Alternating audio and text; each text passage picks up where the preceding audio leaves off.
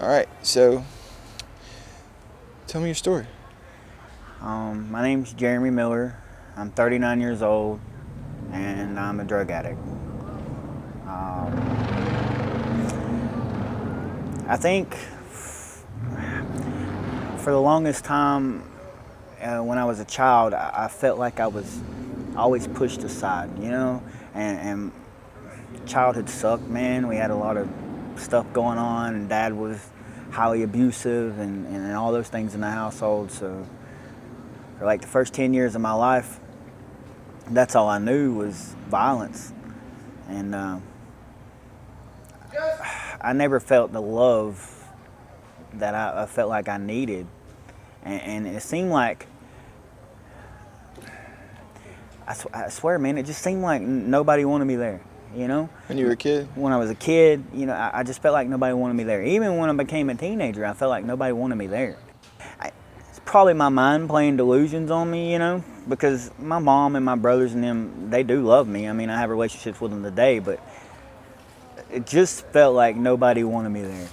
And so yeah, at the early age of 12, 12, I tried smoking weed for the first time and drinking. And probably the first time in my life I actually got a decent night's sleep is when I passed out, from being drunk. Not really just going to sleep, but passing out. Like, I didn't have no more nightmares. I didn't wake up in cold sweats, worried to death about what's going to happen in the house. Well, you had a lot of like trauma or something you experienced as a kid, or? Yeah, like Dad didn't hide the abuse, you know what I'm saying? And he certainly wasn't prejudiced with it either, And yeah, and so man, when I started doing drugs and drinking and got in with a group of friends, I felt like I belonged somewhere, And when they went home and wanted to stop partying, I just didn't. I didn't want to go home. Home for me is where all the bad things seem to happen, And yeah, I stayed as far away from that place as I possibly could, as long as I possibly could, and that was that. I felt like I was trying to implement myself into a life for which I didn't belong. You felt like you were trying to fit in the whole time and couldn't? Yeah, like my brothers would always go out and they do things, amongst themselves, and I just felt like the outcast every step of the way, Even today, at times, I feel like the outcast because I'm the one in recovery. I'm the one that got strung out. I'm the one that did all the things, They've never done that, They've done drugs, but they've never took it as far as I took it. And I just wanted to belong somewhere. That's all I wanted. And so yeah, I started running and gunning at an early age, and the weed and alcohol just didn't cut it. And then it went to bigger and better things, and then even bigger and better things, and then, man, I lost myself a long time ago. And I would always be what people wanted me to be, If they wanted me to be the guy who loved to play baseball, then I would be that guy. Or if they wanted me to be the guy who was like, old country boy that wanted to go hunting, and if that's what I had to do to fit in, then I would be that guy. I was never okay with just being me, because it seems like being me was just never okay with anybody. Yes. And so I never knew who I was. If that makes any sense, Yeah, man. Like, I don't. If I'm always somebody else or what I think you want me to be, I'm definitely not being what I feel or who I feel like I'm inside. Exactly.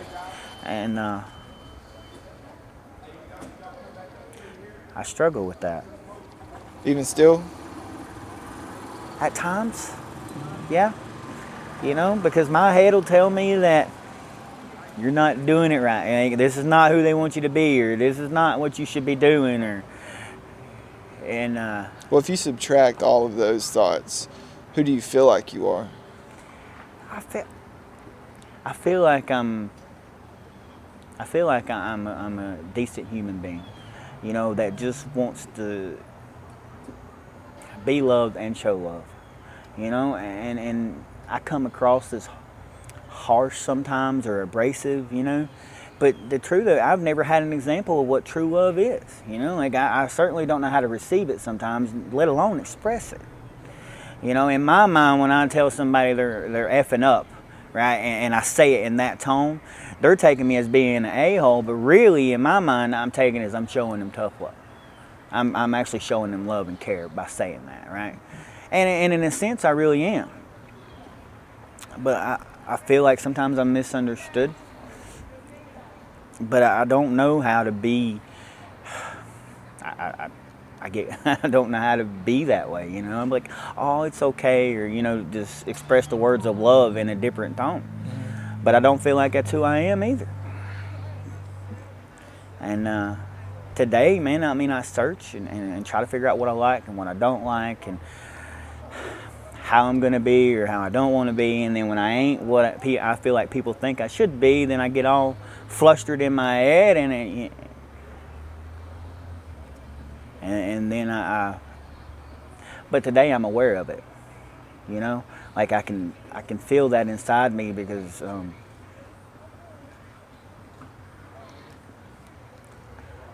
I certainly have never been spiritual in my life, right? I've never wanted to search that internal being. Honestly, it scared the shit out of me. Yeah. I mean, it's a scary prospect. And today, like, you know, I feel like I'm doing everything I can to be the absolute best person I can possibly be. Same. and on some days it looks great. Some days it looks mediocre. And other days it looks like crap.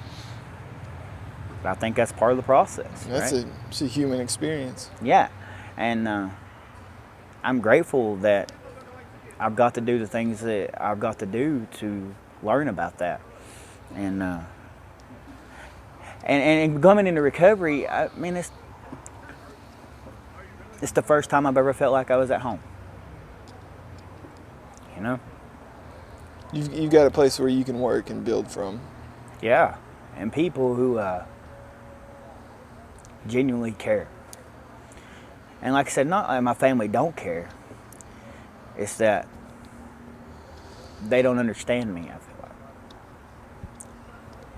Everybody nowadays that I'm in my life on a daily basis does. And that acceptance is something that I hold on to wholeheartedly, because if I didn't have that from you guys, then I don't feel like I don't know where I'd be. You found your tribe. Yeah. And you know, they love and they tolerate my ass, and they, you know what I mean, and they well, you do that back. Yeah. You love and tolerate us, you know. But you know, I know everything that's said to me and how it's said to me is genuinely out of love, because all people want to see me do is just grow, you know. And I've done that. I feel like I've wholeheartedly done that, you know, and that's special to me. What that the last time you used or got high, what was that like? I was in the back of a cop car. They had just pulled us over, and I had a sack of dope in my watch pocket, and I knew I was going to jail, right? So I stuck it in my mouth, and yeah, spit the bag out the best I could, shoved it down in the seat. That was November the 13th of 2020. So you were incarcerated for a period of time then? 16 months. Yeah. You know, and I didn't get money like that, right? They would put like a little here and there, but by the time they put money on there, I would owe the store. So I'd have to pay my bill. And then I would always gamble my breakfast trays away just to have something to pass time. And yeah. That's kind of like a form of acceptance though, right? Like, yeah. If I gamble this breakfast tray, at least a group of guys in this pod will Yeah. Want me to stick around. Want me to stick around.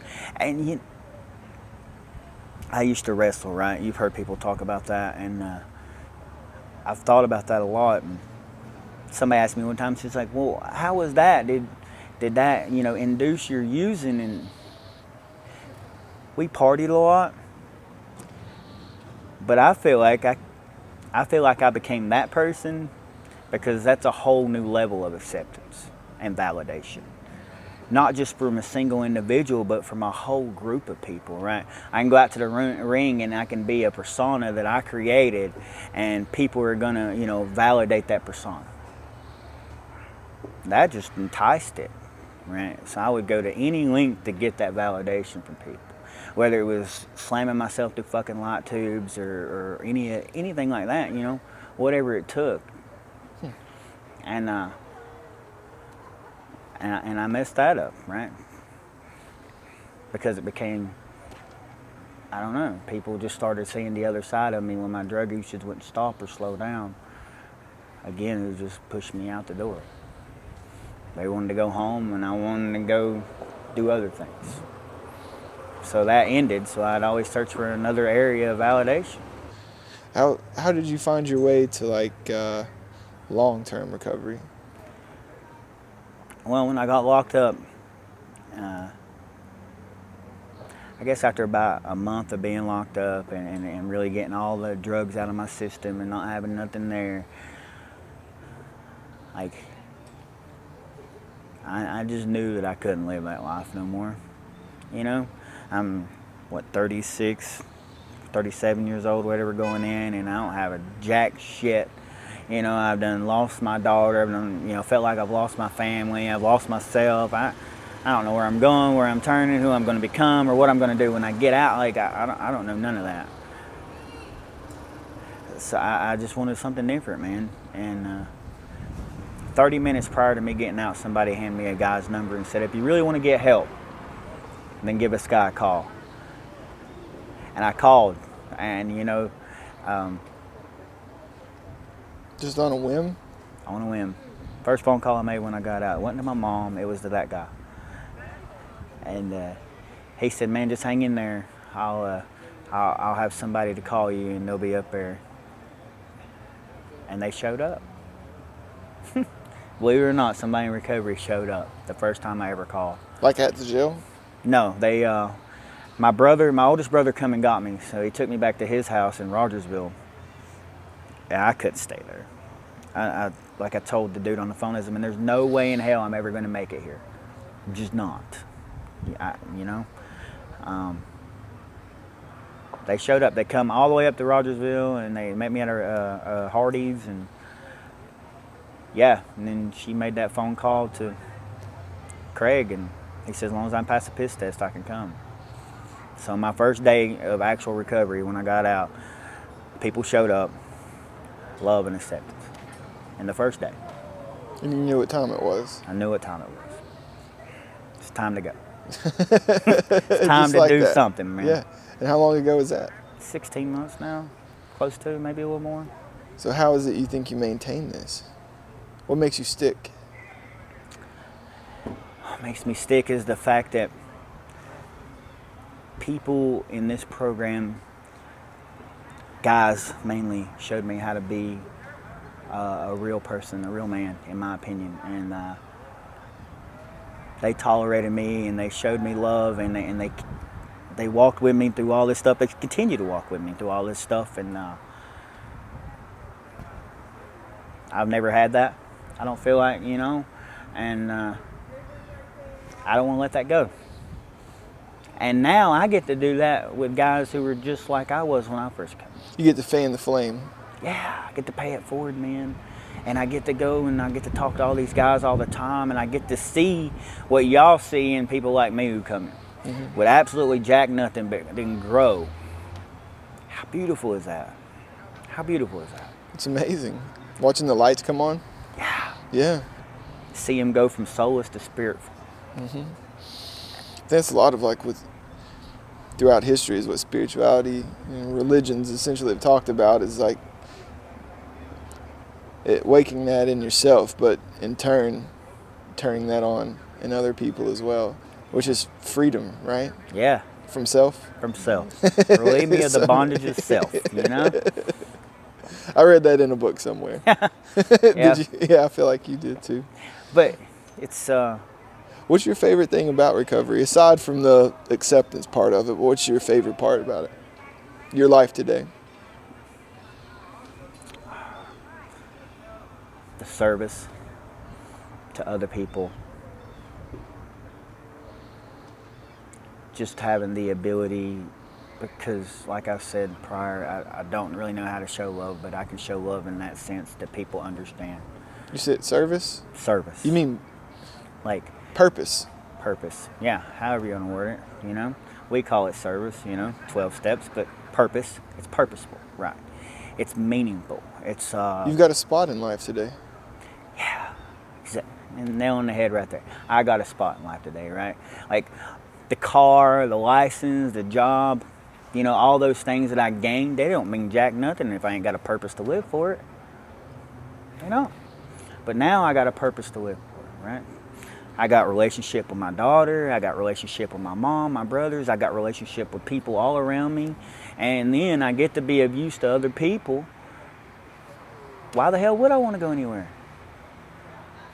I feel like this is something I've been searching for my whole life. You've got somewhere to be. Got somewhere to be. And something to do. And I love it. I love that. I love that too, man. And people can count on me today, right? They can pick up the phone and call me and know when I say I'm going to be there, I'll be there. I'm going to do what I'm going to tell you I'm going to do. I love that, man. I love that. I love that about you. Yeah. It's amazing, People didn't trust me with $2. Now, people trust me to do all kinds of things.